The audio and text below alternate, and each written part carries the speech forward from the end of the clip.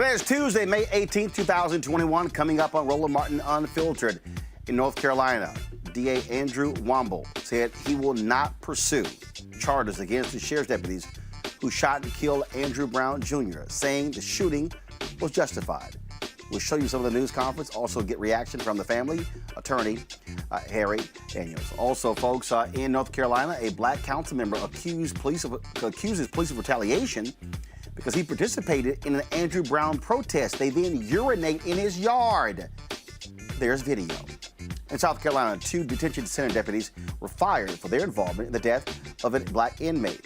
We'll explain. And in New York, a police officer who bragged about pointing his gun at black people to scare them for his enjoyment was arrested for corruption. Will Congresswoman Val Demings, will she run for the United States Senate in Florida? We'll tell you if that's the case. And also, Isaac Wright, candidate for New York City mayor, will join us on today's show. Plus, May is Mental Health Awareness Month, and in our Marketplace segment, we'll tell you how you can take charge of your mental health with peer support through a black-owned business. It's time to bring the funk on Roland Martin Unfiltered. Let's go. He's got it. Whatever the biz, he's on it. Whatever it is, he's got the scoop, the fact, the find. And when it breaks, he's right on time and it's rolling. Best believe he's knowing. Putting it down from sports to news to politics. With entertainment just for kicks, he's rolling. It's on go, roll, roll, y'all. It's Roland Martin, yeah. Rolling with Roland now. He's funky, he's fresh, he's real, the best, you know he's Roland Martin now.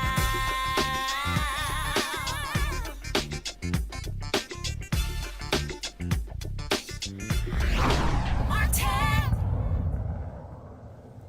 Today, Elizabeth City, North Carolina, District Attorney Andrew Womble announced that he is not going to pursue charges against the sheriff's deputies who shot and killed Andrew Brown Jr. on April 21st, saying the shooting was justified. He said the officers reasonably believed deadly force should have been used in the shooting of Brown. On Wednesday, April 21st, 2021, Andrew Brown Jr. of Elizabeth City, North Carolina, was shot and killed by 3 deputies with the Pasquotank County Sheriff's Office. This incident occurred at the residence of Mr. Brown, located at 421 Perry Street in Elizabeth City, North Carolina. After reviewing the investigation conducted by the North Carolina State Bureau of Investigation, Mr. Brown's death, while tragic, was justified because Mr. Brown's actions caused 3 deputies with the Pasquotank County Sheriff's Office to reasonably believe it was necessary to use deadly force to protect themselves and others. Only 44 seconds had passed between the time officers jumped out of their vehicle and Brown was shot to death. This right here is the video footage that he showed at today's news conference. You see the video where all of a sudden, there's audio, please turn it up. You see them jumping out of the car.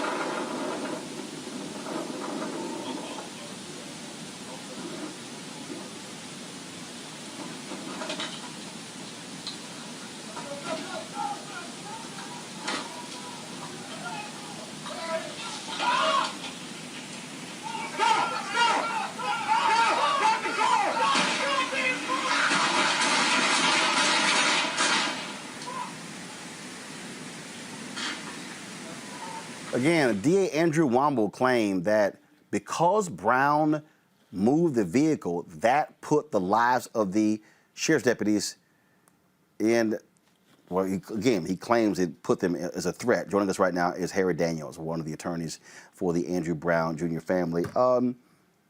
So they fought the release of this for all of this time.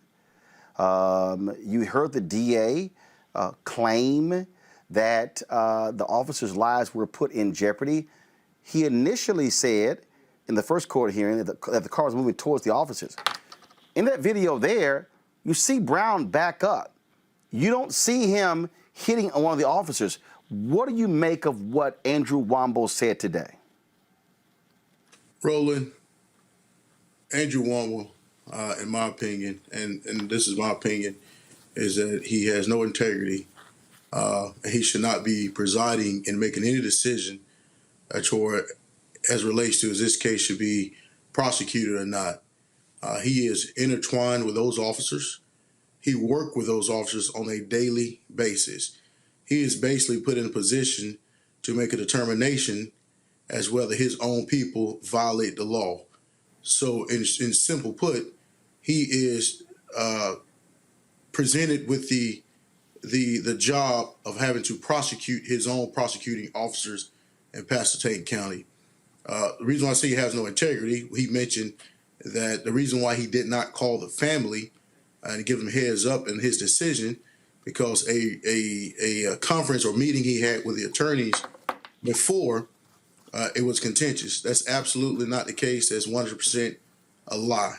In fact, I have communication after that meeting with Mr. Womble and extensive long telephone conversations with Mr. Womble. He chose not to call call the Brown family because he knew that he was going to have to tell them something that's inconsistent on the video. So he had this news conference. So just to be clear, he had this news conference today, gave the family no heads up, just out of the blue, he's announcing no charges. That's correct. That's correct. His position was that it was a heated, contentious relationship between the attorneys. When we first met, I was the attorney that met with him. Ms. Laster was the attorney who met with him. We shook hands and we said we're going to try to work together to get to the bottom of it. He, in fact, called my telephone. We had a long conversation after the fact. So his position there is an absolute lie. I'm not even going to say it's a mistaken or belief. It's a lie. I have a telephone communication, text message to prove that he's lying, and I'm stand by it. So that tells me the type of character we're dealing with. So were we shocked that he didn't bring charges? No. He basically set it up in court. What he said before he wasn't, that the vehicle went forward then, and not until only then shots were fired. The video, objective evidence, is crystal clear in this case. I mean, it's so disheartening that a man can be killed in the manner he did, and the DA just took an oath to do his duty, completely dereliction thereof. And there's nothing that he can say, any law that he can try to quote, or any totality of circumstances, legalese that he can quote to make the American population to believe any otherwise. This was an unjustified killing of Andrew Brown. Unjustified killing. So what now? So is the only, first of all, he's the DA. He gets to decide whether it goes to the grand jury, if there are any charges, any indictments. So the only hope now is the federal investigation. Or tell us, go ahead. Sorry, go ahead, Roland. What now? Do we hope that the feds launch an investigation and take it to a grand jury? Well, the Department of Justice is currently investigating this matter. I'm sure that investigation is deeper or more broad than the surface in which the SBI or investigated matter. So we hope that the Department of Justice, in particular Main Justice, will be moving forward to bring charges, civil rights charges. This is a clear case where civil rights charges should be brought. We can break this video down in many ways of Sunday. We can say, you can say, well, he appears to be moving towards the officers, putting at least one officer to say, well, he was putting, threatening with the vehicle. Well, that officer gets out the way, okay? And Mr. Brown drives by. Roland, where's the justification now to unload as a firing squad in this man's vehicle, ultimately striking and killing him? But it's our contention that he was never a threat to the officers. As you could see, he backed up. If it was a threat to him, he could have went towards them. He backed up, turned his wheel to the left, and it was two officers on his left and right. He drove between them. One officer touched the vehicle, it's very fast, touches the vehicle, and pushes back, as while the vehicle moving at a very slow pace. No threat whatsoever. Roland, that officer did not shoot his gun. The officer that the DA is talking about was threatened. He didn't shoot his gun at all. 4 other officers who were on scene did not shoot their guns.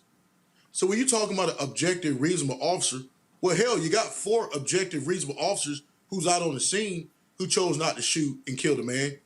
But you have 3 that did. 3 that did. So you have a policy in Pasquotank County. They have their own policy, use of force policy. It's policy 300 for Pasquotank County Sheriff Office, that you do not shoot into a moving vehicle.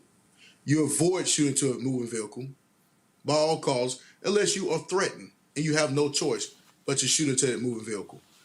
One of the reasons is because you don't know who's in the vehicle. It could be children in the vehicle as such, or you could shoot an individual and that person lose control and possibly cause injury or death to an innocent bystander or somebody else. So that's their policy. Their policy specifically says that you try to move out the way. So let's take their policy. The deputy, for argumental purposes, he was in the way, he moved out the way. He followed the policy. You get out the way. You don't shoot in the vehicle, you get out the way. But after he moves out the way, the barrage of fire shots begin. So, violation of own policy. Further violation of own policy that you shoot a suspected felon. It's specifically forbidden in Pasquotank County to do so. Forbidden to do so. But when you look at this policy versus what we saw on this video, no threat. If it was a threat, the threat was eliminated, but they still killed it. They still killed it. Also, no justification. It's interesting here that, so he shows this video, forcing cameras to point their cameras at the screen. He won't release the video. Well, the court has to release the video. He, in essence, by showing the video, he released a portion of the video because obviously media recorded the screen, obviously. However, at this point, there's no question about the release of the video because he says he's not going to press charges. So there's no real reason for the video not to release. In fact, the public have seen a significant portion of the video that we believe are the relevant parts, but I think there's other relevant parts to this video. For example, I believe one of the main reasons why they don't want the entire video released because you may have incriminating statements on the video by one officer. Hey, man, why did you shoot? Well, I didn't shoot. Or I thought that he had a gun. Or I thought this. Incriminating statements. This district attorney, Roland, sound like a damn defense attorney. He was poised in position that at all costs to defend the acts of these officers. He was not an ambassador of justice. He was an obstructor of justice. That's what he did. And when the reporters started questioning him, challenging him, based on what they saw and based on what he concluded, he didn't want to answer any questions anymore. He wanted to deflect. He wanted to talk about something else. That is the exact reason why it should have been an independent prosecutor appointed on this case for transparency and a neutral decision maker. Let's be very mindful. The SBI did not conclude that the shooting was unjustified. They make no conclusions. The DA made the conclusions, not the SBI. What was the family's reaction to Juan being surprised by this news conference and hearing what he had to say? Well, they really was shocked and surprised that he was not going to bring charges. You know, I mean, they kind of knew that based on his unwillingness to speak with them early on, unwillingness to communicate with the attorneys, to work in tandem early on. His unwillingness that, and his statements that he made in court, be mindful that his Mr. Brown's 92-year-old grandmother, a lot of his aunts and uncles was in court when the DA made the position that we believe that the shooting took place once Mr. Brown moved forward. So he already prefaced it as though he was going to call the shooting justified. So that was no shock. But what is downright disgraceful is that this man did not have the decency to call this family and let the family see the video and tell the family what's his decision. 2016, the district attorneys of North Carolina came up with a standard practice committee. And inside their standard practice committee, that was one of the things that they determined you should do. That even if you're not going to bring charges, let the family know, get the family an opportunity to come in and explain to them. Any other use of force cases, I've been a part of the lawyer and the DA decided not to bring charges, they would at least afford the family with the opportunity. He didn't. He has his own motives, agendas. I don't know. He is running for Superior Court judge. Maybe he don't want to piss off his potential. And his reasoning was subjectively his reasoning because the law that he applied, the law he's used, was not correct. He stated that when Mr. Brown, if he refused to obey to the officer's command and stay in the vehicle, he believed that he's using the vehicle as a weapon. Well, what if Mr. Brown just decides to stay in the car? Is he using the vehicle as a weapon? No. This district attorney believes that. So that shows his incompetency. And he's incapable to preside, to make any decisions, and his lack of integrity that I personally know he has. This is certainly sad. It was expected by his actions. Right. And I got to ask you this here. I got to get your thoughts just on this. The comment that he made during this whole deal, where he literally talked about how he didn't have to deal with attorneys because they weren't under the bar in North Carolina. I mean, how arrogant is that? Well, that's and some folk don't realize that it's some constitutional rights and some things in it a long time ago. But nevertheless, what I will tell you is that Rule 5.5 of the North Carolina Rules Professional Responsibility, Unauthorized Practice of Law, is very clear that if an attorney, myself, Ben Crump, Bakari Sellers, associate with an attorney in North Carolina, Chantel Laster, Chance Litch, and you're not engaging in anything that requires you to come to court and argue before a court, you do not have to file pro hac vice. That is a discussion I had with the county attorney. That is what he did not want to hear. The judge doubled down on it. The county attorney doubled down on it. And the district attorney doubled down on it. What you got is a conspiracy between the judge, the district attorney, and the county attorney, because both of them make the same statement, and it do not make sense. It don't make sense. It is not the law, the rule of law in North Carolina bar. So when I use the word conspiracy, I don't know if they talked about it. So I'm not going to make allegations as such, but it's ironic that all three of them said the same exact thing that is not in conformity with North Carolina rules of professional responsibility in the North Carolina bar. That's Rule 5.5 on the Authorized Practice of Law in North Carolina. You can see it, read it for yourself. Attorney Harry Daniels, we certainly appreciate it. Thanks a lot. Thanks, Roland. Appreciate it. I'm going to bring my panel right now, get their thoughts on this while we are doing this here. I do want to play the video here of Andrew Womble talking about how this all started as a drug investigation. This is what Womble had to say. Again, it's a 2-minute and 32-second soundbite. So listen to how he detailed what this was all about. Law enforcement involvement with Mr. Brown began in the weeks prior and put the wheels in motion that eventually led to the attempted service of arrest and search warrants on April 21, 2021. In the early months of this year, Detective Johnson with the Dare County Sheriff's Office received information from a reliable confidential source that Andrew Brown Jr. from Elizabeth City was selling drugs in Dare County. Detective Johnson contacted Pasquotank County and confirmed Mr. Brown's identity and that he is a known drug dealer. Upon learning this information, Detective Johnson, with the aid of the confidential informant, made 2 undercover buys from Brown on March 17, 2021 and March 29, 2021.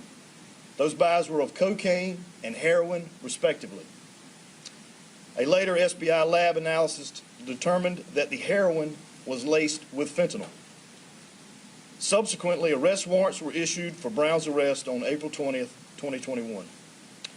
Simultaneous with the activity of the Dare County Sheriff's Office, Pasquotank County Sheriff's Office began collecting their own intelligence on the drug activity of Mr. Brown at his residence at 421 Perry Street.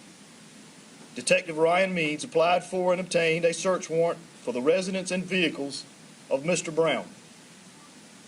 On Tuesday, April 20th, 2021, law enforcement now possessed 2 arrest warrants for the sale of controlled substances in Dare County, as well as a search warrant for the residence and vehicles of Mr. Brown. A joint team of law enforcement from Dare County and Pasquotank was assembled. The Dare County Drug Task Force was to provide surveillance, and the officers present that day were Detective Johnson, Sergeant Ruth, and Detective Langley. The Pasquotank Special Operation and Tactics team would serve the warrants and take Mr. Brown into custody. Their team consisted of Lieutenant Judge, Sergeant Meads, Deputy Morgan, Deputy Llewellyn, Deputy Bishop, Deputy Swindale, and Deputy Lunsford. Deputies Morgan, Llewellyn, Bishop, and Swindale were wearing body cameras. Their original plan was to serve the warrants on the night of April 20, 2021. However, Mr. Brown was not at his residence and could not be located by the surveillance team. At approximately 9 o'clock on April 21, 2021, I received a call from Special Agent in Charge Michelle Rogers with the North Carolina State Bureau of Investigation informing me of the officer-involved shooting. Sheriff Tommy Wooten and I jointly requested the SBI conduct a thorough investigation of the shooting. Shortly after speaking with Special Agent Rogers, I contacted District Attorney Investigator John Young to meet me at our office here in Elizabeth City and to proceed with me to the scene of the incident. We viewed the scene, and later that day I met with Sheriff Wooten, Special Agent Rogers, members of the SBI team that would conduct the investigation. On May 11th, 2021, the SBI lead case agent, Jason Godfrey, began releasing the SBI report gathered to the District Attorney's office. I immediately began review of the written SBI reports and other documents as investigated by the SBI.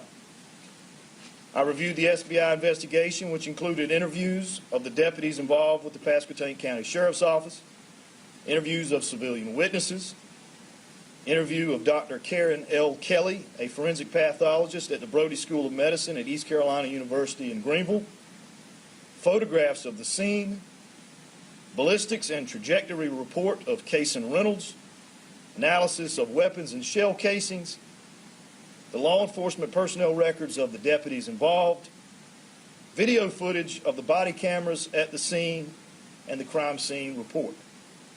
In addition, I have met or had telephone contact with Jason Godfrey practically every day since April 21, 2021.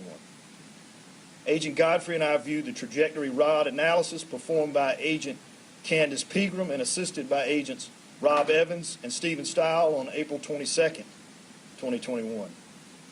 Further, I sought advice and counsel from numerous elected district attorneys around the state who have had recent experience with officer-involved shooting cases. There are 14 houses near 421 Perry Street, and each location was canvassed for evidence and witnesses. 4 civilians provided statements to law enforcement. Ms. Demetria Williams stated she lived in the vicinity of 421 Perry Street and heard gunshots from inside of her residence. She further stated that after hearing the first shot, she exited her home, went down the street, and saw the remainder of the shots being fired. Ms. Williams' home is approximately 100 yards away from 421 Perry Street. The total elapsed time from the first shot to the last is 5 seconds, calling into question Ms. Williams' statements regarding witnessing the shooting. The second civilian to give a statement was Daniel Sturdivant. Mr. Sturdivant stated the incident occurred prior to 8 a.m. He stated he heard officers shouting commands, at which time he walked to his window. Sturdivant stated the officers were firing into the car while they were giving Brown commands to get out. The third civilian to give a statement was Ashley Bechtel. Ms. Bechtel stated she did not see the initial shots fired, but heard them and went to her window. She stated Brown's car was heading over Roanoke Avenue, and the officers were forceful when removing Brown from the vehicle. Bechtel further stated she heard additional shots after Brown's vehicle struck the tree and as officers approached the vehicle. The fourth civilian to give a statement was Amber Santiago. Ms. Santiago stated she was in a relationship with Mr. Brown and stated they had a telephone conversation the night before where Brown stated he believed the police were following him. Ms. Santiago further stated that Mr. Brown said he was going to stay at a hotel rather than staying at his residence at 421 Perry Street. The weapons used by the three Pasquotank County deputies who fired were two Glock 17 handguns and an AR-15 .223 rifle. These weapons were seized and provided to the SBI. The SBI recovered 14 spent shell casings, 9 from the Glock 17 handguns and 5 from the AR-15 rifle. These 14 spent shell casings were recovered from the cement driveway and in the yard adjacent to 421 Perry Street. These 14 shell casings were consistent with the body cam videos and physical examination of Brown's car as being fired by the deputies. All right, folks, let's go to our panel.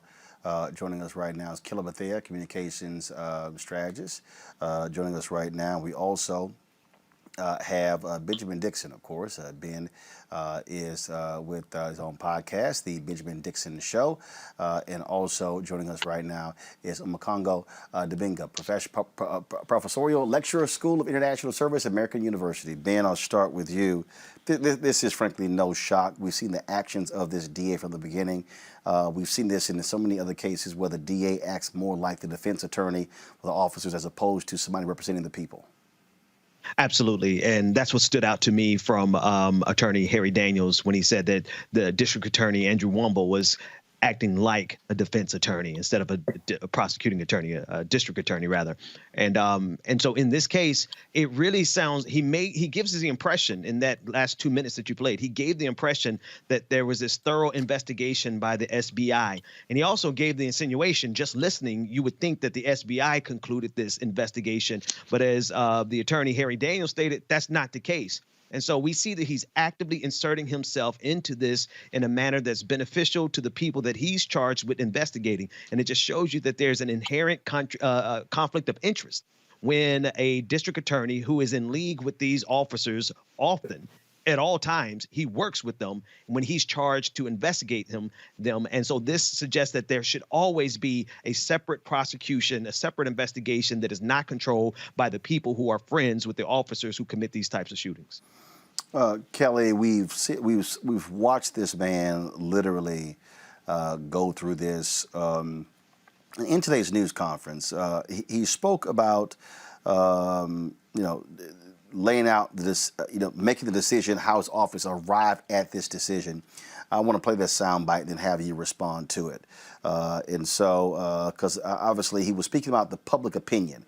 The public opinion, how this is being portrayed with the protests and things along those lines. And so let me know when we have that soundbite ready, folks. Again, it's a 1 4 second soundbite.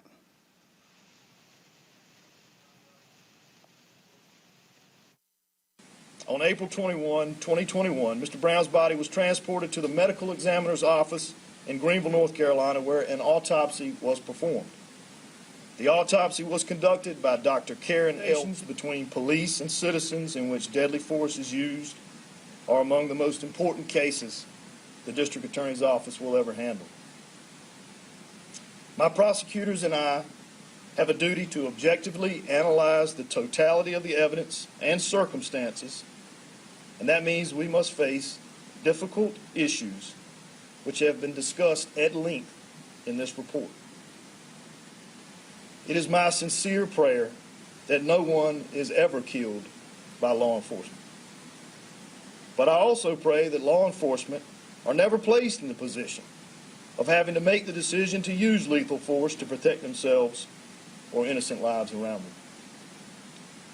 I want our community to understand that this office put significant effort into ensuring that this decision was based on the facts, the evidence, and the law, and not on public opinion.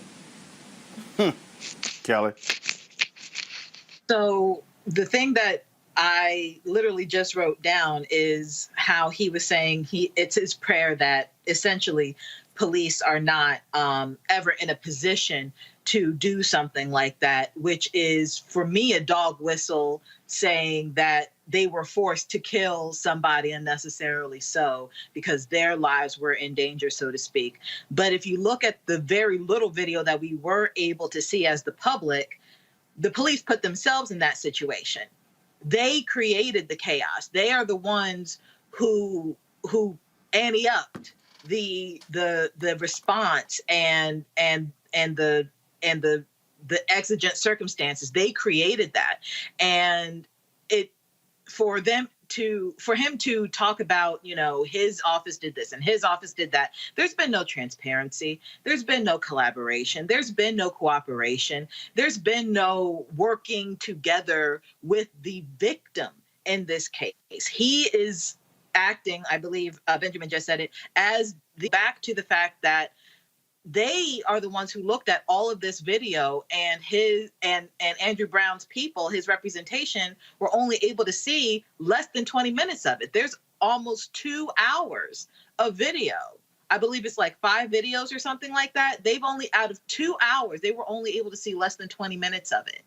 And it shows me how much of a cover-up this is. It shows me the lengths in which they want to go and are willing to go to evade accountability in this case. And it's not about a few bad apples. It's not about, singular bad cops, because he also wanted to point out that only one person shot, or very few people shot, in the grand scheme of the chaos that was that moment. But the fact that one person shot and the rest of the good apples, quote unquote, did not do anything is showing me that it is a rotten tree. It's not just a few bad apples that are falling from the source of the tree. The entire tree is rotten. And it is unfortunate that justice will not be served in this case, because the people who are supposed to be serving justice are essentially corrupt. Makongo, all of this to execute a drug warrant? This is incredibly ridiculous. We just saw in the neighboring state of South Carolina, they reintroduced the firing squad, and now we get to see North Carolina doing it right in front of our very eyes. Again, for a drug warrant. Like you said, you know where the person lives, and you see in the press conference his conversation basically saying, well, this man was involved in drugs. He had a criminal record, as if he was worthy of death. This is a man who is a human being, whose family didn't even get the rights to the respect to be told that these officers were not going to be prosecuted or indicted in any way, shape, or form, again, over a drug warrant. How many times across the country do we have to see our own people be killed for the most minor of issues? And when I say minor, we know that he was not going to pose a threat to them. He was not armed. We see people shoot up movie theaters and grocery stores who are armed to the teeth and end up surviving. He should have been able to survive this encounter. And as it was just said, these officers put themselves in the line of fire and then say that they are justified in these types of killings. And we see by the video that they made, like you said, Roland, made all of this hoopla about not releasing.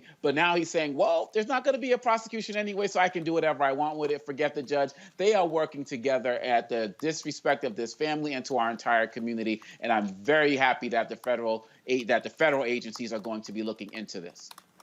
Again, folks, the only thing now is what do the feds do? So we'll see exactly what happens there. All right, folks, some breaking news just moments ago. The United States Senate moved to advance the nomination of Kristen Clark to the full U.S. Senate for a vote. Of course, if confirmed, she will be the first woman confirmed to lead the Civil Rights Division for the Department of Justice. Again, Republicans have been highly critical of her, just like Vanita Gupta. criticizing her tweets, criticizing, of course, her position as when she was president and CEO for the Lawyers Committee for Civil Rights under Law. And so, in fact, in committee, they only had, folks, it was 11-11 vote. 11-11 vote that took place in committee. And so, but now she moves forward with that. Which means that I have not seen if you're going to see Joe Manchin or someone vote against her. And so, again, Kristen Clarke's nomination moving forward for a full vote in the U.S. Senate. That is certainly good news, Kelly. I'm elated. History is certainly being made here, but more importantly, accountability will, finally come back to that office. The fact that she's the first Black woman, first woman, if I'm not mistaken, to hold this position. Again, history is certainly being made here, but at this point, I'm just glad that there's some normalcy as far as ethics and policy coming back to the DOJ. And it starts with people like Kristen Clarke, and her personal code of ethics on top of the ethics that she holds as an attorney at law, to bring back some form of integrity to that office. So congratulations to her in advance for being the first. And this is just overall Black girl magic for me. I'm just happy about this. Omokongo, this has been, of course, a battle, a constant battle with Republicans. They do not want freedom fighters like Kristen Clarke at all. And so we actually see this. And of course, they don't want aggressive civil rights attorneys there in the Department of Justice. That's right. And they've been so used to getting away with so much under the former President Trump and Barr in terms of what they were doing or not doing. They gave these police officers across the country a blanket pass to do whatever they want with impunity. They basically took every case that we saw that was going to have anything having to do with an inkling of getting some type of civil rights justice and said, we're not going to look into that. And now, as it was just said, when we see this decency coming back, and we know that when these types of prosecutions are not going to take place or indictments in places like North Carolina, that maybe on some level we have a federal government that is going to intervene. But we also have to be mindful of the fact that these Republicans are playing this game to delay as much as possible in hopes that they're going to get back in control in 2022. And when they do that, they're going to try to continue to block all of this. So you mentioned Joe Manchin. I don't know what's going to happen when we get to the Senate, but we have to keep fighting. We have to keep speaking up, putting pressure on our legislators to make sure that all of this delay, deny, and try to make sure that we don't have the opportunities to get the justice that we are entitled to. We have to make sure that it does not continue. And Ben, again, having Kristen Clarke there running the Civil Rights Division of the Department of Justice, it's hugely important. She has been a strong advocate for civil rights, a president, CEO of the Lawyers Committee for Civil Rights under Law. And so to have her in that job is absolutely great. See, these institutions don't work by themselves, right? Simply because we have a Department of Justice doesn't mean that we're going to get justice. It really depends on who the human beings that are in these positions are and their goals and their perspective as it pertains to justice. And so this is very significant, the fact that Kristen Clarke is going to be potentially make this position, right, depending on the politics and Joe Manchin and all the hurdles that she faces in the floor vote. But if she is to make it there, that is a signal that we can finally start getting justice in these in the Civil Rights Department, because like the other guest said, under Donald Trump, it was an opportunity for them to ignore civil rights as well as just take the banner of civil rights. That's what they want to be able to do in this country too often, is to have the appearance of justice, but not giving us the reality thereof. Absolutely. And so, folks, we are going to be watching to see who votes for Kristen Clarke when that comes up for a vote. I want to go back to Elizabeth City, where this story is crazy. An Elizabeth City City Council member believes the cops there are retaliating against him for joining protests demanding the video be released in the death of Andrew Brown Jr. Councilman Gabriel Atkins spoke to his colleagues hours after Brown's death, expressing his fear as a black man and later calling for the release of the footage showing the fatal incident. Well, guess what? Atkins posted this surveillance video to his Facebook account of two instances last week where a uniformed police officer is urinating on the property of his funeral home. He believes his advocacy and organization of protest are the cause of police retaliation. Atkins says the Sheriff's Department has previously provided escorts for his funeral home, but is not responding to escort requests since his calls for action. Guess the sheriff's folks didn't realize, Omakongo, that there were cameras there. This is the kind of action we see, and the fact that they're not even responding to his funeral home. Yeah, these are sheriff's departments, sheriff's deputies now being pissed off that they're being challenged by the public. And I think you might have had that pun intended when you said pissed off. It's just shameful, not even respect for the dead. We're talking about a funeral home here.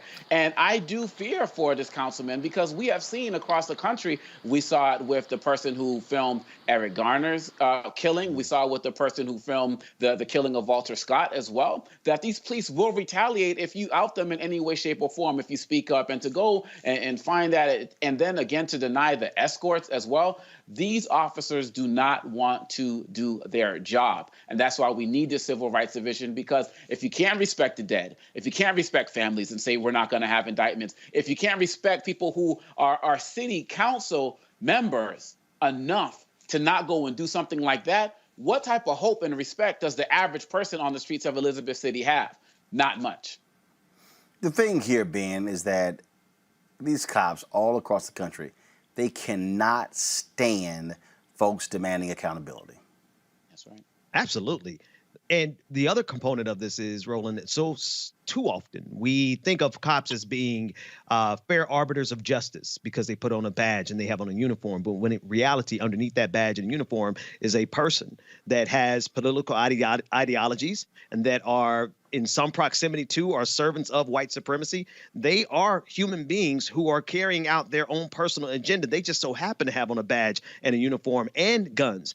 And so in this case, we're seeing that, and not just this case, but all over the country, these officers absolutely are acting out because they have been able to go with impunity. They've been able to do these things for years without any accountability, and the nerve of black people to actually say enough is enough. And they're saying that they just can't handle it. You know, Kelly, look, and bottom line is this here. That's what I keep telling people. The hell with them. They don't like accountability. Guess what? Stop shooting folks. Stop killing folks. Ain't that hard? I mean, you would think that it's not hard, but for an entity of people, especially in the South, whose history is rooted in Klansmanship and racism, police officers will have a difficult time not giving into their instinct of seeing black skin as a weapon and trying to either apprehend it or subdue it altogether. So the fact that we are looking at footage right now of a police officer in uniform desecrating holy ground for the most part. You know, when you go to a funeral home, any funeral home, it is sacred ground. That is a neutral territory away from chaos, away from conflict, away from drama. You are there to honor loved ones. You are there to honor those who are no longer amongst the living. And for an officer, anybody, to dishonor that shows you not just how disgusting they are, but who they really are as a person. Like, they are disgusting, not just the act. They are disgusting. And the fact that this disgusting act is stemming from this good old boys mentality of having to stick together in wrongness and shame. There's something to be said about that. There's something to be said about the fact that people are so willing to uphold racist status quo that they are willing to trespass on sacred ground and show just how pissed off they are about it, pun intended. Folks, in South Carolina, 2 detention center deputies, they have been fired for their involvement in the death of a black inmate.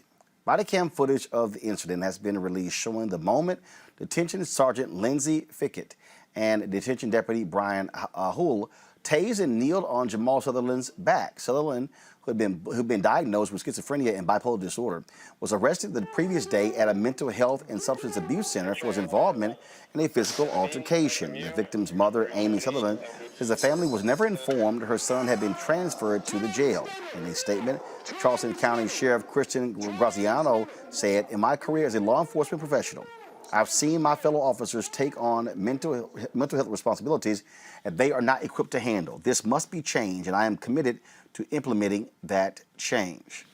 Well, it certainly starts with folks getting fired, and so we'll see if that happens.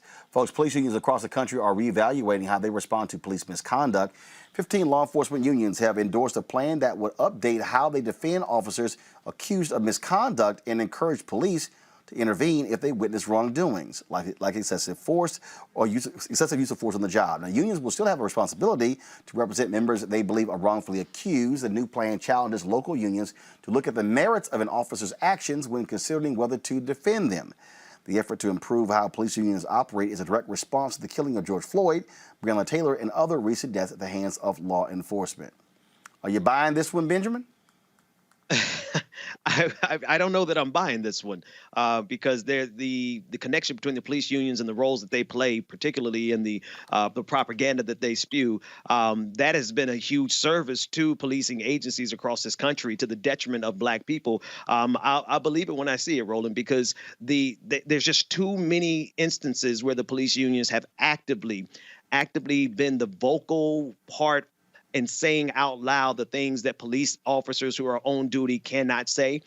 So if this happens, that would be a good thing. But I'll believe it when I see it. Same here. I'm not necessarily going to buy it. Folks, a white retired New York City police officer who bragged about pointing his gun at Black people to scare them for his enjoyment was arrested on corruption charges. Prosecutors say Robert Smith admits to his misdeeds in text messages with other cops and even boasted on video about being one of the most corrupt cops in the Queens District.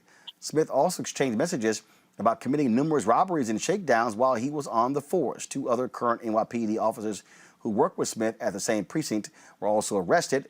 They are all accused of various corrupt dealings, including robbery and transporting heroin. Well, Makongo, what happened to those few bad apples? Man, this is some wow. Everybody keeps talking about these few bad apples, but we're seeing time and again that, as Kelly said earlier, we're talking about entire departments. Look, I love what Dr. King said. He said you can't legislate morality, but you can regulate behavior. And every example that we're looking at right now about these police gone wild, thinking that they can do whatever they want, I do not count on these unions to police themselves. So when you see this incident right there, what if this guy pulls out his gun and it goes off by accident, quote unquote, air quotes accident, right? This is entirely ridiculous, and that's why we need that George Floyd Police Reform Act. I put more faith in that than I do in these unions creating more quote-unquote opportunities to hold their fellow bad apple officers accountable. Not buying it. Again, the proof is in the pudding, Kelly, and whether the officers are actually going to step up these unions and do that, we'll see. Unless these unions came up with the idea of community policing, community involvement when it comes to decisions being made, unless qualified immunity is off the table, I'm not going to really put a whole bunch of weight into anything that is a recommendation coming from the body in which the recommendations are needed, if that makes any sense. It's like the person who's doing the bad deeds coming up with the rules on how to either rectify the bad deeds or cover up the bad deeds. And I'm leaning towards the latter in this, given the history of police unions in this country. All right, folks, got to go. Actually, before we go to a break, it's official. The city of Columbus, Ohio, will pay $10 million to the family of Andre Hill, the unarmed Black man who was killed by police in December. Of course, approved by the city council last night, the largest settlement ever will be split into 2 installments. The family will receive half by the end of 2021. The remaining balance will be dispersed in the first quarter of 2022. A local gym will also be renamed in Hill's honor by the end of the year. And so we certainly thoughts and prayers to the Hill family there. And folks, it's real simple. If you don't shoot and kill unarmed Black men, cities would not have to be paying millions of dollars in settlements. We come back. Republicans, Kevin McCarthy, the Republican minority leader, is against a commission. is against, y'all, this is too funny. I can't wait till we discuss this. Is against a commission to look into January 6th. Wait until I tell you what he actually had to say. It's going to be too funny here, y'all. He literally wants Congress. He literally wants them to investigate BLM and the protests in in Portland, and even go back to the shooting of Steve Scalise at a congressional baseball practice. That was 4 years ago. It's amazing how y'all love looking over January 6th. That's next to Roland Unfiltered. Racial injustice is a scourge on this nation, and the Black community has felt it for generations. We have an obligation to do something about it. Whether it's canceling student debt, increasing the minimum wage, or investing in Black-owned businesses, the Black community deserves so much better. I'm Nina Turner, and I'm running for Congress to do something about it. Carl Payne pretended to be Roland Martin. Holla! Hi, I'm Chaley Rose, and you're watching Roland Martin Unfiltered. So the House is going to be moving forward on a bipartisan bill to create a commission to look into the January 6th insurrection led by the white supremacists backing Donald Trump. Now Kevin McCarthy, the Republican leader, says he's not going to vote for it. He released a statement, y'all, is hilarious, because he wants them to all, he said, it's too narrow. We should focus on just January 6th. We should include protests in Portland and Black Lives Matter and Antifa, and even go back 4 years to the shooting of Congressman Steve Scalise at a baseball practice. Y'all, this is what he actually said. Given the political misdirections that have marred this process, given the non-duplicative and potentially counterproductive nature of this effort, and given the Speaker's short-sighted scope that does not examine interrelated forms of political violence in America, I cannot support this legislation. Congo, here's the problem. This was a deal that was struck between a Republican and a Democrat. It was negotiated. Representative John Katko of New York. So it's not like Republicans had no involvement in this whole deal. No, this is Kevin McCarthy still trying to kiss the ass of Donald Trump. 100%. And let's be mindful of the fact that the Democrats made good faith efforts in putting this commission together, because Nancy Pelosi originally wanted to have it be all Democrats or majority Democrats, whatever it was in the beginning, and she decided on having this even split. And so they made their attempts to do this. This is completely ridiculous. And Kevin McCarthy is spineless and only interested in trying to maintain power at the feet of Donald Trump so he can become House leader again. And so what we're seeing right now, when he talks out of the other side of his mouth, there is no accountability for anything that happened on January 6th, even though he mentioned earlier that the president shared some blame with this. And we are seeing that these Republicans, whether they're talking about these guys are just tourist visits and just taking pictures and all of that, they are going to engage in every aspect of denial of what these insurrectionist terrorists did on January 6th. And they're going to engage in whataboutism on every other group until there is nothing left. They're going to try to take this to the ground, and we can't let them. It really is interesting how these people, Kelly, have no integrity whatsoever. I mean, they are so hell-bent on kissing Donald Trump's butt that they will deny reality. I mean, that congressman from Georgia who called it a tourist walk in the Capitol, and they got photos of this dumbass helping Secret Service blockade the door. I mean, these people will lie with impunity. That's why anybody who supports, who continues to support Donald Trump and not speak the truth of January 6th should be thrown out of office. All of them, on the federal level, local level, does not matter. Get rid of all of these Republicans.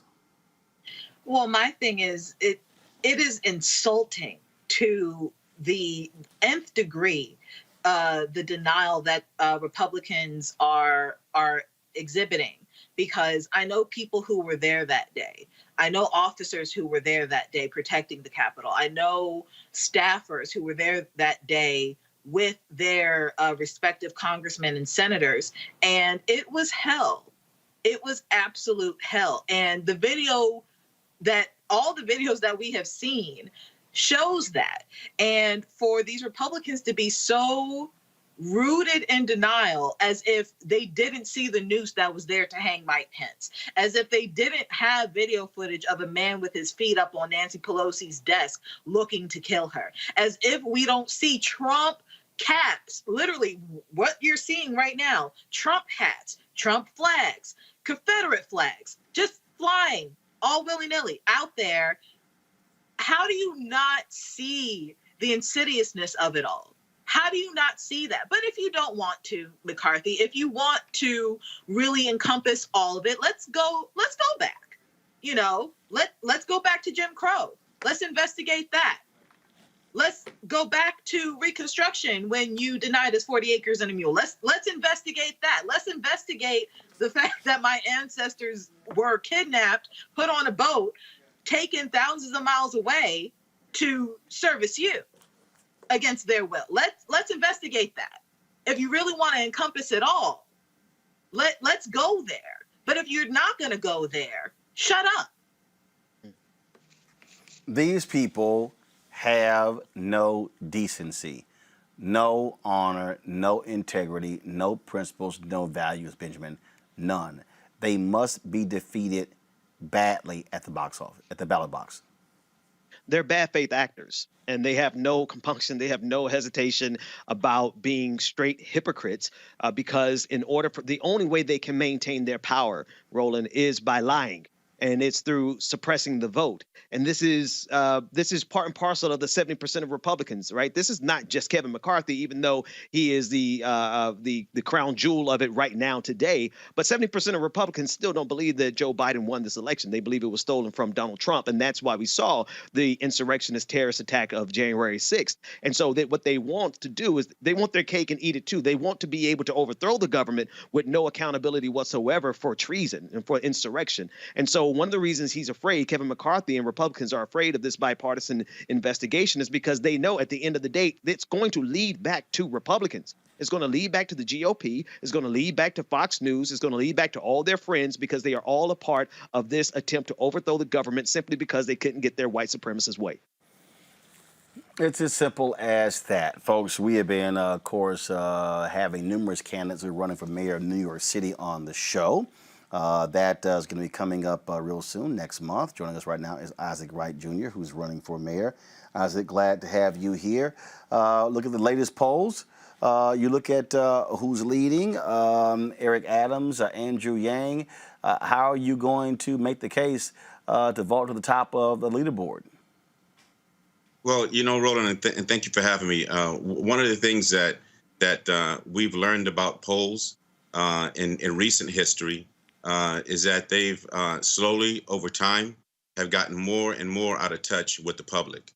Of course, you know, when any candidate is dealing with in modern times actually for a very long time is the issue of money. There is a sense that media, they want to follow the money. There is a sense in politics that the person with the most money is the guy that you want to jump on the bandwagon with. But that's not the sense of the people. And I think what's happening with politics today, and I was just watching the segment on Donald Trump, is that, you know, there was insurrection, but the ultimate power is in the people. And that's why Joe Biden is president, because ultimately the power in this country is in the people. And I think it's the same thing that's happening now in New York City. I think the power in New York City is not in the money. The power is in the people. And I think the people are going to speak loud and clear come June 22nd. So how are you going to connect with them? What are you saying to voters why they should pick you? Well, there's a number of reasons. Well, one of the things that is very clear with voters is you know, you got to look at, you know, how have your lives changed election after election after election? What is these leaders have done? What have they done election after election that have changed your lives? What promises that they've made that was really directed at you that they've actually kept?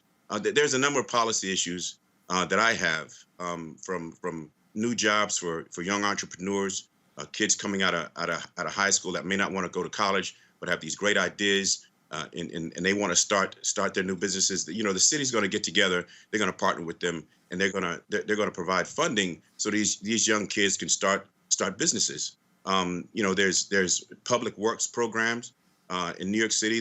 The infrastructure in New York City has been failing for a very long time, and I think billions of dollars need to be thrown into public work program that will create thousands of jobs. There's issues with New York City being, and it's always been that way. New York City is the richest city in the world. There's more billionaires that live in New York City than anywhere else in the world. And so there has to be a time when New York City looks at the ingredients it has, brings these ingredients together to help bring New York City back on its feet for the good of the people of New York City. And I think a lot of these things that's happening in New York City right now, a lot of the promises that the candidates have been made are just promises that have been repackaged from promises of old. If you look at what Einstein said, and I think is very significant here, the definition of insanity is trying the same thing over and over again, expecting different results. But what specifically is your agenda? What specifically are you running on to say this is why you should elect me? What issues? I have three marquee issues. One is housing. If you look at New York City, New York City has the biggest housing population in the country. NYCHA houses over 500,000 residences. And if you look at that from a population standpoint, New York City is bigger than the city of Atlanta, the city of Miami, the city of Oakland, California. Think about that for a second. Think about driving into a city where no one owns their own home. And I think NYCHA, New York City Housing Authority, they've been serial landlords for several decades. People are born in these complexes and they die in these complexes. And one of the marquee issues for me is to change NYCHA, to convert NYCHA from a serial landlord to a conduit for home ownership. I think every one of these individuals in these low-income housing should have the option of buying their own home, should have the option of being able to leverage that home so that they can send their kids to college, so that they can start their own new businesses, so that they can probably sell out and find a better place to live. But at some point, New York City has to change that diagram. They have to empower the people that have been encircled in. So housing is one issue. Other two. Excuse me? You said housing is one. Other two issues. Housing is one. The other issue, obviously, is criminal justice reform. As you know, there's been a serious problem across the country with criminal justice, with policing, with the militarization of police. It's something that has been reaching its apex. It's been bubbling for decades, especially in the Black and brown communities. And it's reached its apex because of social media. New York City has a problem with that. And I think one of the things that needs to happen is that there needs to be a disconnect that needs to be torn down, and a reconnect between what the community sees in the police and what the police sees in themselves. And I think that's been a failure of mayors in the past. And one of the things, and my background speaks for itself. One of the things that is at the forefront of my background is my relationship with law enforcement.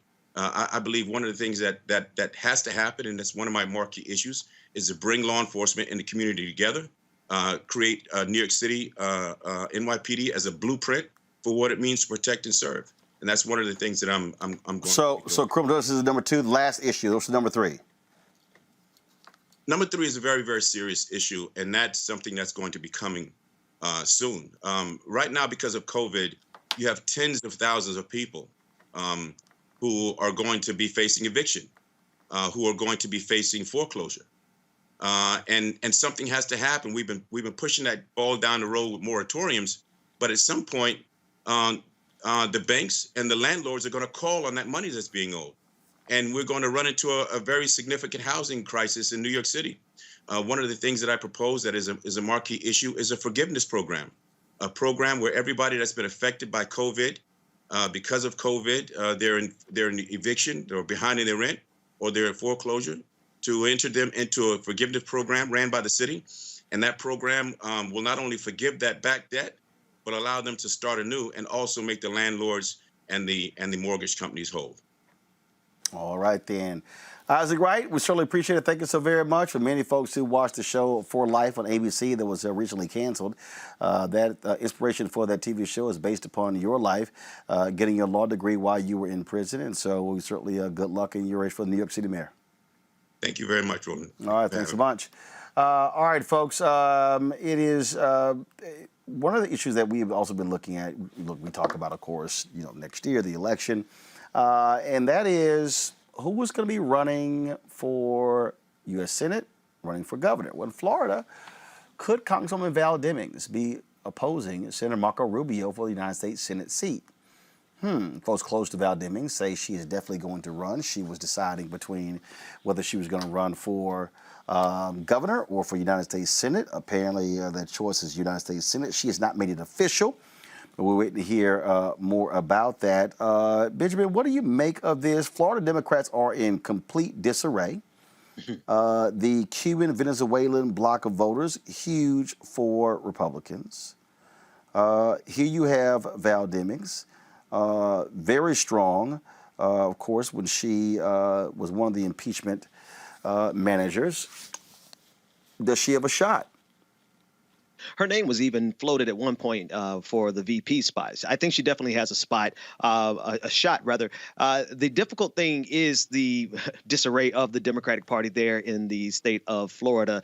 I harken back to how Marco Rubio got the spot in the first place. It was because of divisions in the Democratic Party and the split support between the congressman there and his opponent. The names escape me, but since that time, there has been such a wide opening for Republicans to continuously win over and over again. Here's the thing about Val Demings, though. She is a heavyweight in terms of her political prowess, in terms of her communication skills, in terms of her background. And Marco Rubio is simply not going to be up to the task of going one-on-one with her. So if there is a chance that the Democratic Party can get their thing together, she can handle Marco Rubio if the Florida Democratic Party can get their thing together. Kelly, I think that Florida Democrats really are going to be in need of a Stacey Abrams, some organizations that are focused on the ground. They've got a year. Of course, the election will take place next year. This is already made. They can't wait. Again, the entire state party is just in shambles.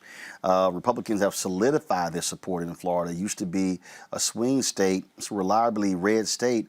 And so it's going to be an uphill battle for Congresswoman Val Demings to beat Senator Marco Rubio. What do you make of her chances?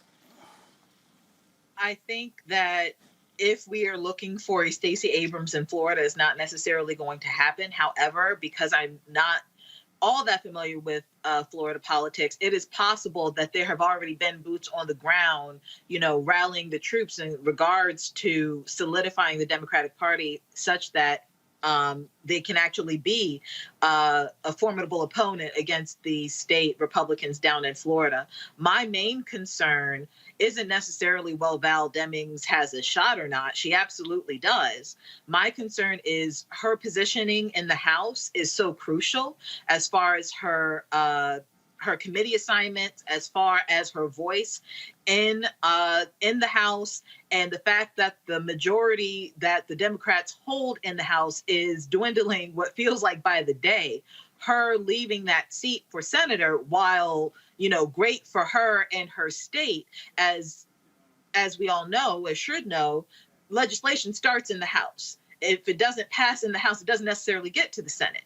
And the power that the Democrats have in the House, frankly, is all we kind of have at the moment, because it is split all the way down the middle on the Senate side. So that is my only concern, that the power dynamic shift in the House should Val Demings, and I'm sure other Democrat congressmen will have that option of leaving for bigger and better things. But what does that mean in regards to the balance of the House when, frankly, Democrats across the country are more or less in shambles right now? Well, Congo, bottom line is here. Democrats, they've got slim margin for error. They currently have 50 seats. They want to pick up, obviously, a seat in Florida, or pick up Pennsylvania, or pick up North Carolina, or pick up Wisconsin. And so it's going to be an uphill battle, but it's all doable. But you got to put together a broad-based coalition, and Democrats are going to have to cut into the inroads that Republicans have made with Latinos in Florida. But also they've got to turn out blue counties. They have done a horrible job the last 2 or 3 cycles turning out voters in Broward and Miami-Dade, which is supposed to be Democrat strongholds. Absolutely. Well, I think that there are a couple of things that could be working in Val Demings' favor, and between her and Vice President Harris, they were my 1 and 1A for VP. I was great with either one, but for me, is there's a couple of things. These Republican shenanigans relating to January 6th, I think, have the ability to rile up much of the Democratic base in Florida as they see where this direction is going. Marco Rubio used to be somebody who had a little bit more respect before he caved in and became a sycophant to Donald Trump. But we also have to remember that we have many people who came out who are in prisons who have the right to vote, and they ran into a lot of challenges in the last election because of the blockades that were put up against them.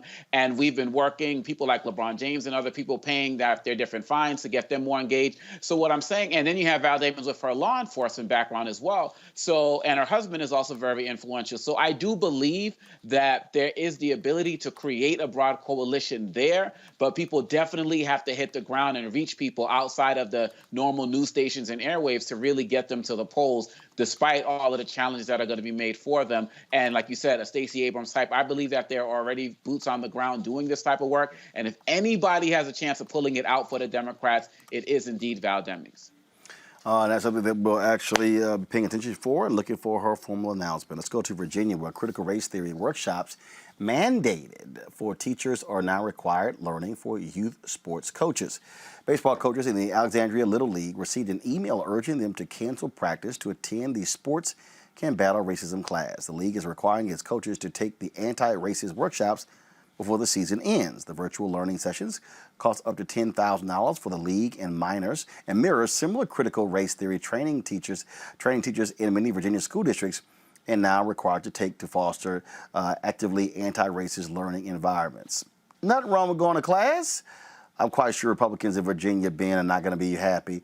They'll be bitching and moaning about this real soon. We can expect this before the end of the night. They're absolutely going to lose their minds over the fact that this is being offered as a class. And then, God forbid, it's going to cost the county $10,000. The number one thing that white supremacists fear is the ability of the people who have been oppressed in this country because of racism to be able to tell their own history. And so they are going to come. I expect a full court press. In fact, I think Fox News is probably going to cover it tonight, if not tomorrow, because the number one thing that they're afraid of in this country isn't COVID-19, it's critical race theory. Kelly, I do laugh at how Republicans just go so crazy with critical race theory. And hell, they can't even define it. That was what I was about to say. I was like, do they even know what critical race theory is? I don't think to date I've seen an interview in which anybody on the Republican side either answers the question outright or gives a correct answer at all. But I will say, shout out to Kimberly Crenshaw for just changing our mindset when it comes to race and intersectionality as a whole. She is the one who coined the term and created the notion of intersectionality. And she is also the mastermind behind critical race theory, what it means and what it does.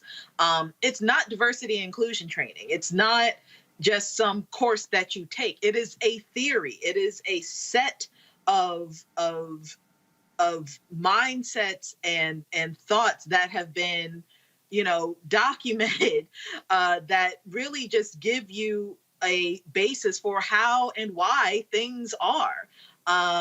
If you look at Christianity, there's a theory there's Christian theory, theology, there's a theory for everything. And critical race theory is basically saying, racism didn't pop up out of thin air, and neither did this system that we exist in that is inherently racist. It comes from something, and here are the tools needed to show you how we got here.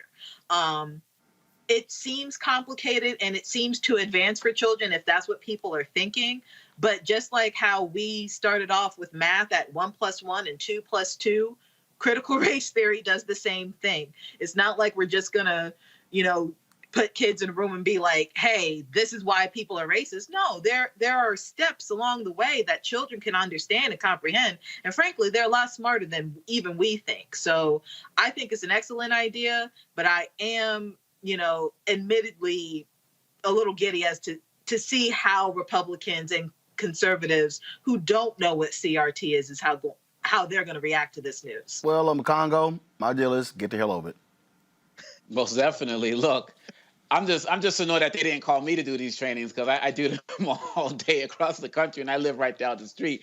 But more to the point, I literally spend my days working in K-12 institutions in public, private, and charter schools. And one of the things that is factual is that kids can learn to discriminate as young as 3 years old. Some say even earlier. They are learning this. And I can tell you about situations I'm dealing with right now in some of the schools I'm working with, where we have these elementary school students who are engaged in racist behavior, who are talking about making jokes about George Floyd or hands up, go get up against the wall. I'm literally seeing this happening with kids ages 5, 6, 7, and older. It is actually happening. I just got off a call doing a training with about 200 principals from across the country. So this is real. And if we don't do the work to reach our kids now, and the people who are around these children, such as the adults who are part of this program, we can guarantee that some of those adults who may have some issues relating to their own ideas of race are going to be passing them down. I remember a story where during the last election, you had a teacher who was telling elementary school students that if they didn't vote for Trump, they weren't good Christians. So we see every single day that adults are passing their beliefs and their racist ideas down to these kids.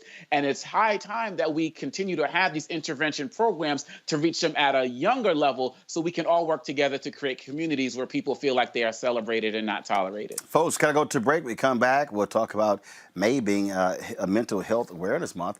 It's a Black-owned business working in that area. That is next on Roland Martin Unfiltered. Hello, I'm Nina Turner. My grandmother used to say, all you need in life are 3 bones. The wishbone to keep you dreaming, the jawbone to help you speak truth to power, and the backbone to keep you standing through it all. I'm running for Congress because you deserve a leader who will stand up fearlessly on your behalf. Together, we will deliver Medicare for all. Good jobs that pay a living wage, and bold justice reform. I'm Nina Turner, and I approve this message. Black TV does matter, dang it. Hey, what's up, y'all? It's your boy Jacob Lattimore, and you're now watching Roland Martin right now. Yee.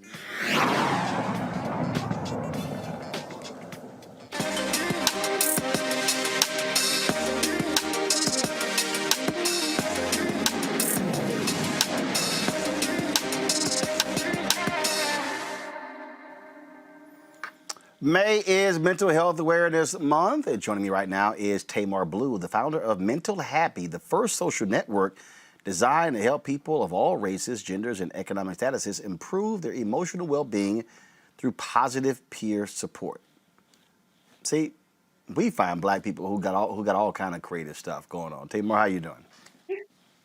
Hi, thank you so much for having me. All right, so where did this come from? Where did the idea originate from to start this social network? Yes, so Mental Happy is a digital platform that is on a mission to make emotional wellness and mental health education and tools accessible and affordable. The idea really just came from my own life's journey. As most people, you're either in a place where you have a family background that really doesn't talk about mental health, or you have a background where you do talk about mental health, but maybe it's inaccessible or it's unaffordable.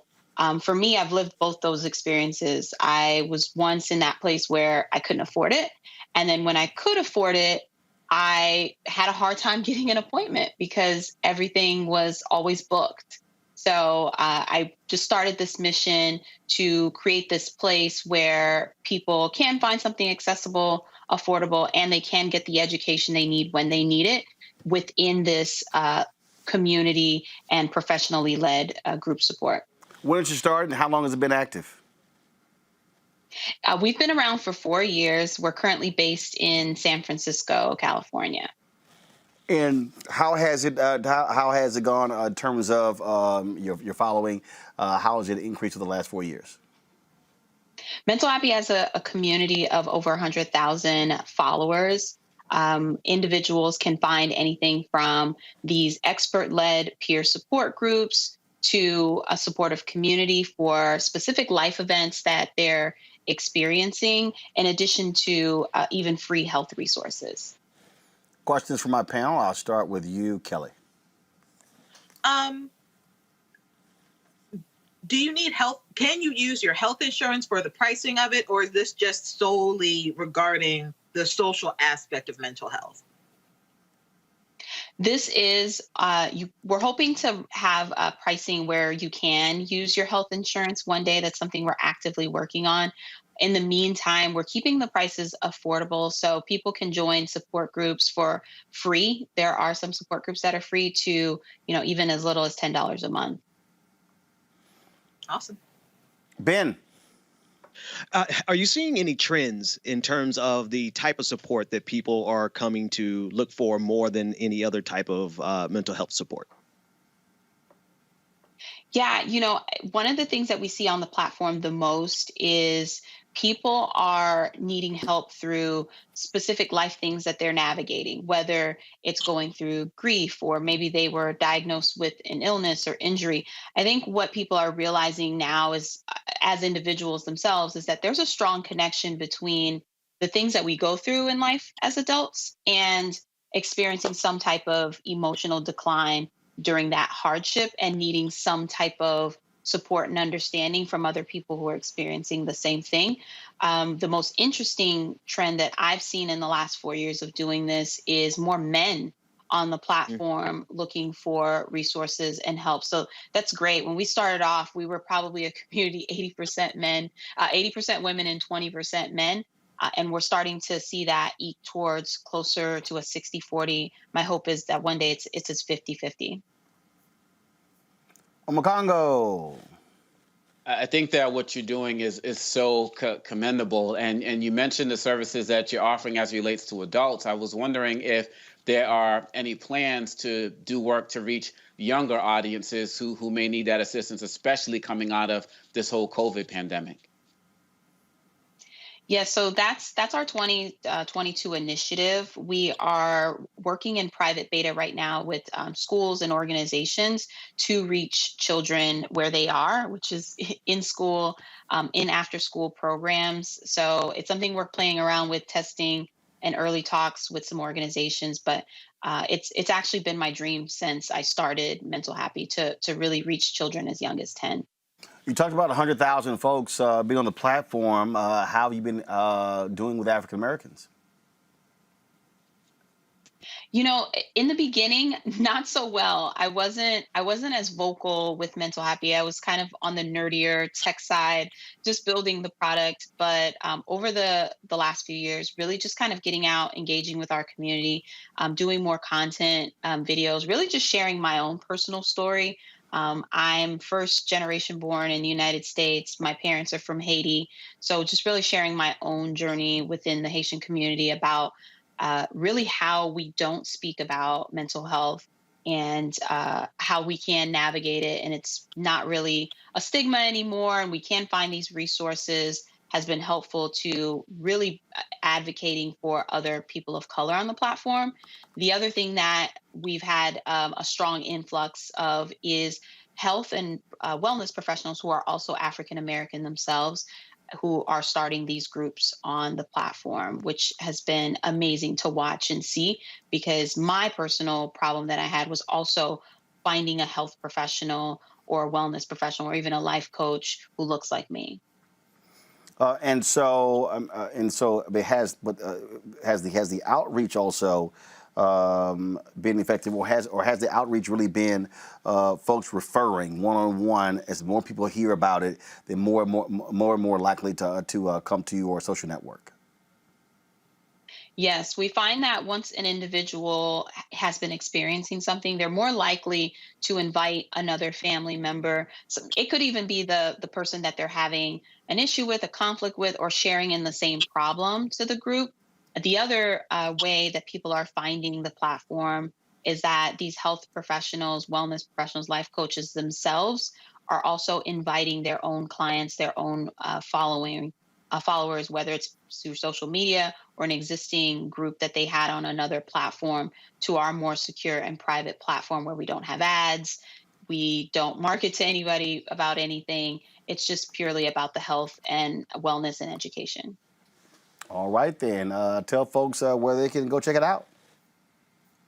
mentalhappy.com. You can also follow us on Facebook. We're on Instagram and Twitter as well. Okay. Well, look, we certainly appreciate that. We hope folks will take advantage of that. Mental health is critically important, and the more resources, frankly, we have, the better. And so I think for a lot of people who also have been running away from that, it's great to be able to, great to have a place where they can feel comfortable going to. Yes, absolutely. Thank you guys so much. All right. I appreciate it. Thank you so very much. Again, Tamar, thanks a lot. Folks, today in Detroit, Joe Biden was in Detroit, and he was went to one of the Ford plants. But one of the interesting things, though, that took place today was that on the tarmac, the New York Times has this story. On the tarmac, he was confronted, if you will, by Rashida Tlaib. She, of course, is the member from who is from Detroit, and she confronted Biden with regards to his support of Israel. The New York Times posted this photo, and things got wee bit heated. And then, of course, when he spoke on the to the crowd there, he actually shouted her out and thanked her for her leadership in this effort. This here was Tlaib last week speaking on the floor of the U.S. Congress about what's been happening in the Middle East between Palestinians and Israelis. Very important to hear. Check this out. And my mere existence has disrupted the status quo. I am so personal for me. I am a reminder to colleagues that Palestinians do indeed exist, that we are human, that we are allowed to dream. We are mothers, daughters, granddaughters. We are justice seekers and are unapologetically about our fight against oppressions of all forms. And colleagues, Palestinians aren't going anywhere no matter how much money you send to Israel's apartheid government. If we are to make good on our promises to support equal human rights for all, it is our duty to end the apartheid system that for decades has subjected Palestinians to inhumane treatment and racism. Reducing Palestinians to live in utter fear and terror of losing a child, being indefinitely detained or killed because of who they are, and the unequal rights and protections they have under Israeli law. It must end. One of Israel's most prominent human rights organizations, B'Tselem, has declared Israel an apartheid state. Human Rights Watch recently recognized it too. This is what Palestinians living under Israel's oppression have been telling us for decades. I have been told by some of my colleagues who dispute the truth about segregation, racism, and violence in Israel towards Palestinians that I need to know the history. What they mean, unintentionally or not, is that Palestinians do not have the right to tell the truth about what happened to them during the founding of Israel. They are, in effect, they erase the truth about ethnic cleansing of Palestinians in Israel, that some refer to as the Nakba, our catastrophe. As Palestinians talk about our history, know that many of my Black neighbors, indigenous communities, may not know what we mean by Nakba, but they do understand what it means to be killed, expelled from your home, land, made homeless, and stripped of your human rights.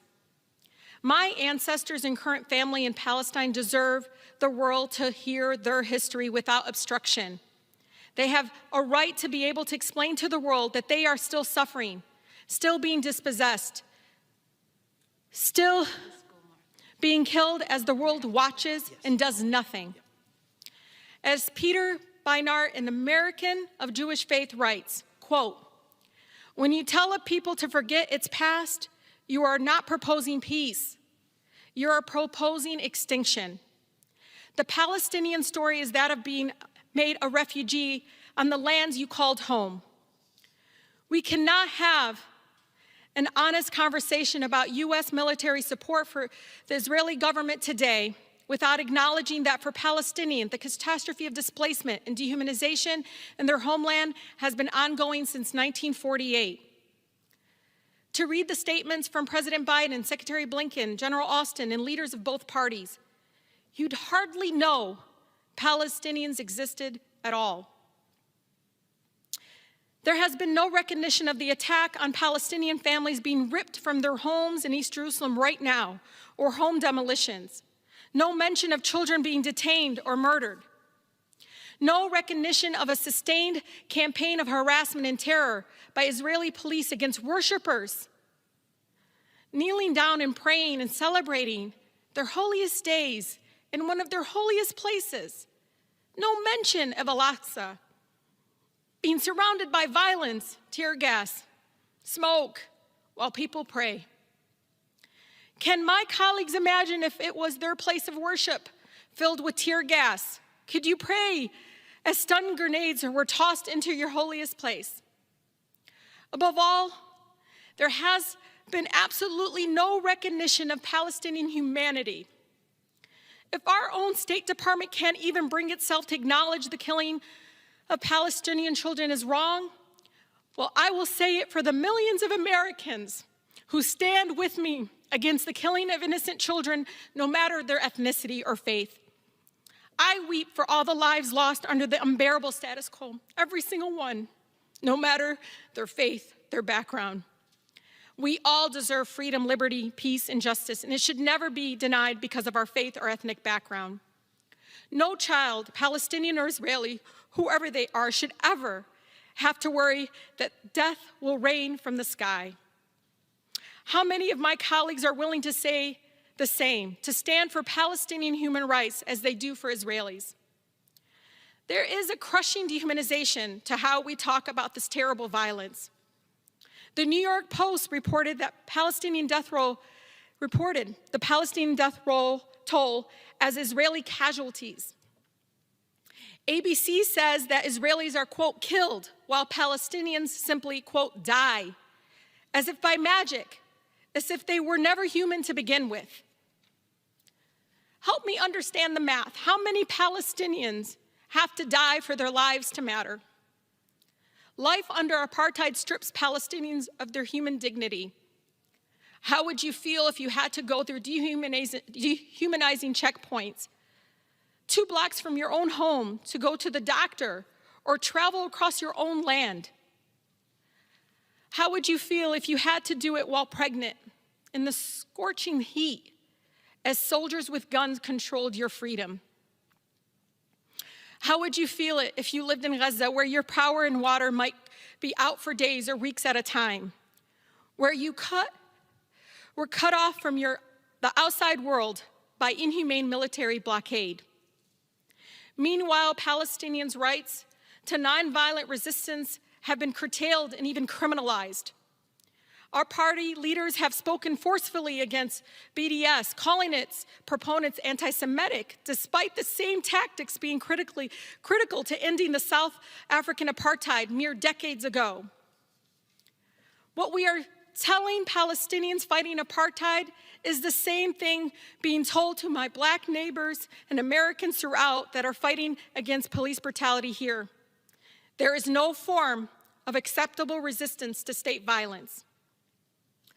As long as the message from Washington is that our military support for Israel is unconditional, Netanyahu's extremism, right-wing government will continue to expand settlements, continue to demolish homes, and continue to make the prospects for peace impossible.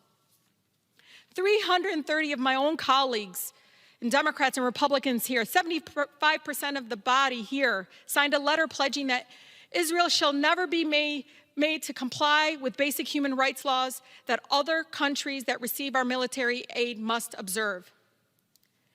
You know, when I see the images and videos of destruction and death in Palestine, all I hear are the children screaming from pure fear and terror. I want to read something a mother named Iman in Gaza wrote 2 days ago. She said, quote, "Tonight I put the kids to sleep in our bedroom so that when we die together."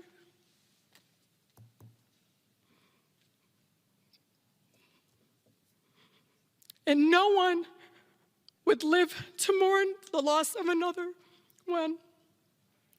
The statement broke me a little more because of my country's policies and funding will deny this mother's right to see children live, her own children live without fear and to grow old without painful trauma and violence. We must condition aid to Israel on compliance with international human rights and end the apartheid. We must, with no hesitation, demand that our country recognize the unconditional support of Israel has enabled the erasure of Palestinian life and the denial of the rights of millions of refugees and emboldens the apartheid policies that Human Rights Watch has detailed thoroughly in their recent report. I stand before you not only as a Congresswoman for the beautiful 13 District Strong, but also as a proud daughter of Palestinian immigrants and the granddaughter of a loving Palestinian grandmother living in the occupied Palestine. You take that and you combine it with the fact that I was raised in one of the most beautiful, blackest cities in America, a city where movements for civil rights and social justice are birthed, the city of Detroit. So I can't stand here. I can't stand silent when injustice exists, where the truth is obscured. If there's one thing Detroit instilled in this Palestinian girl from Southwest, it's you always speak truth to power even if your voice shakes. The freedom of Palestinians is connected to the fight against oppression all over the world. Lastly, to my city in Palestine, Ashanik, Anawak of Hannah, I stand here because of you. Thank you.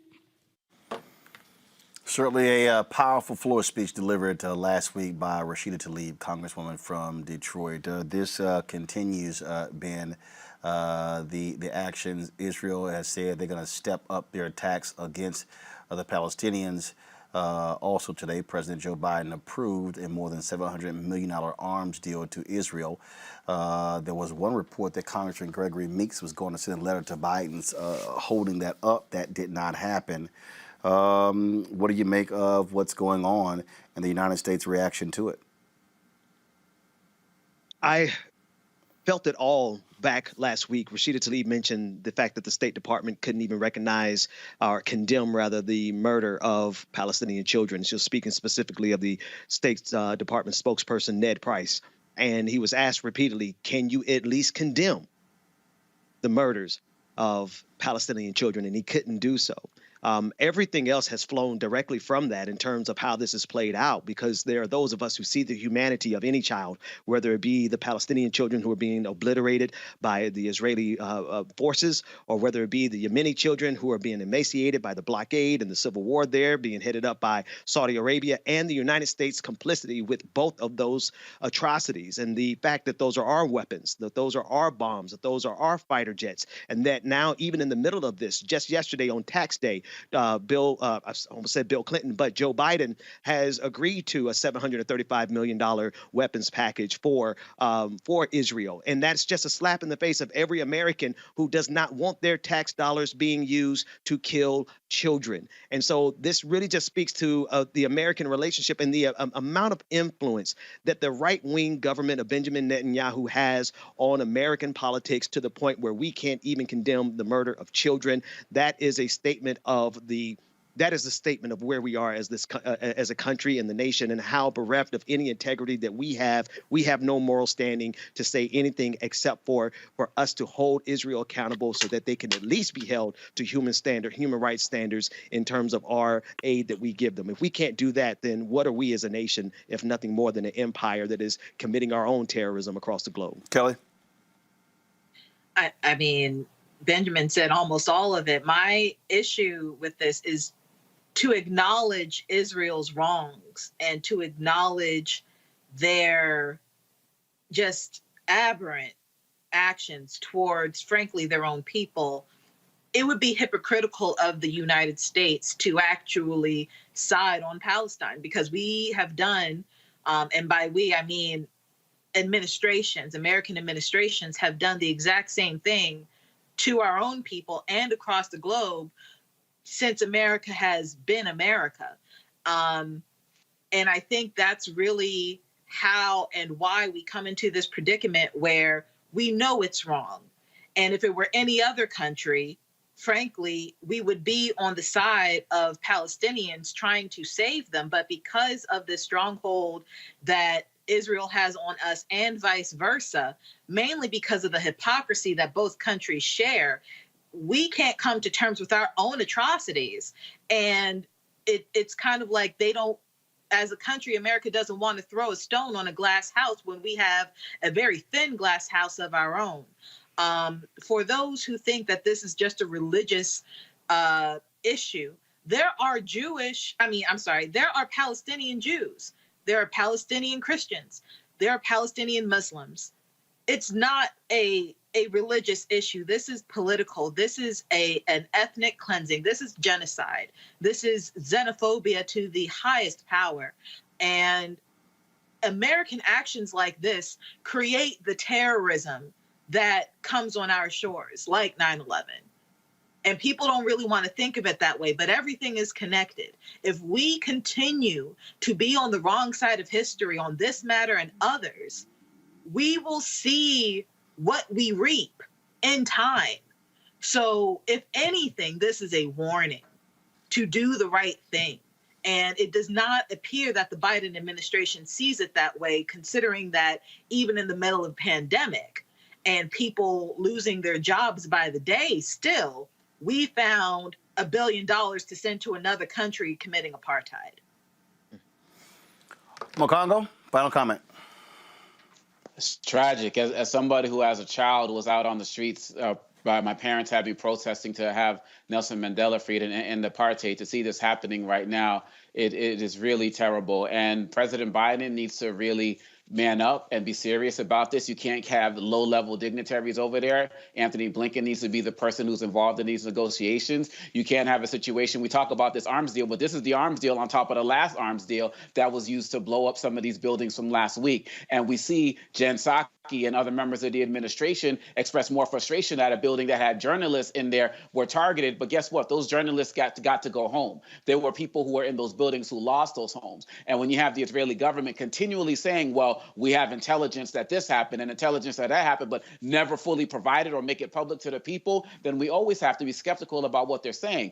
President Trump completely ignored Palestine in his quote-unquote negotiations that he was making under his son-in-law, Jared Kushner, who knew all things Middle East. And now we see Palestinians once again exercising their right to speak up. And if President Biden really wants to honor his commitment to Rashida Tlaib that he made to her today, he needs to really get off of these private phone calls and publicly come out and say Israel needs to stop this. Because as long as Bibi Netanyahu knows that he can use this for political gain, because violence is what he uses to maintain power, and as long as the Republicans here in this country and other conservative groups can make Hamas look like they're the Palestinian government when they are not in charge and say that they are worthy of death so we can do whatever we want, we are going to continue to have this happen. And so I stand with Rashida Tlaib 100%. Folks, we certainly appreciate it. Thank you so very much, Mokongo, Kelly, and Ben for joining us on today's show. Folks, if y'all want to support what we do here at Roland Martin Unfiltered, please do so by joining our Bring the Funk fan club. Our goal is to get 20,000 of our fans each year supporting what we do, contributing an average of $50 each. Some people give more, some give less. You can do so via Cash App, $RM Unfiltered, PayPal.me/R Martin Unfiltered, Venmo.com/RM Unfiltered. Zelle is Roland@RolandSMartin.com or Roland@RolandMartinUnfiltered.com. You could also send a money order to 1625 K Street Northwest, Suite 400, Washington, D.C. 2006. Folks, that's it. I'll see you guys tomorrow right here on Roland Martin Unfiltered. I hope all is well. Have a fantastic day. Holla!